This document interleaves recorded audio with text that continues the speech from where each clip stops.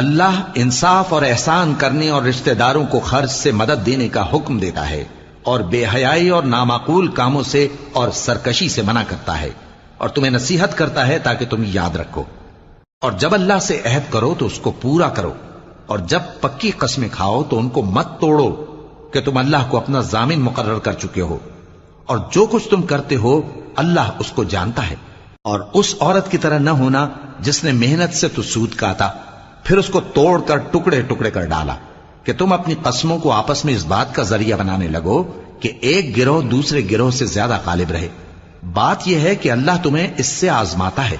اور جن باتوں میں تم اختلاف کرتے ہو قیامت کے دن اس کی حقیقت تم پر ظاہر کر دے گا۔ اور اگر اللہ چاہتا تو تم سب کو ایک ہی جماعت بنا دیتا، لیکن وہ جسے چاہتا ہے گمراہ رہنے دیتا ہے اور جسے چاہتا ہے ہدایت دیتا ہے۔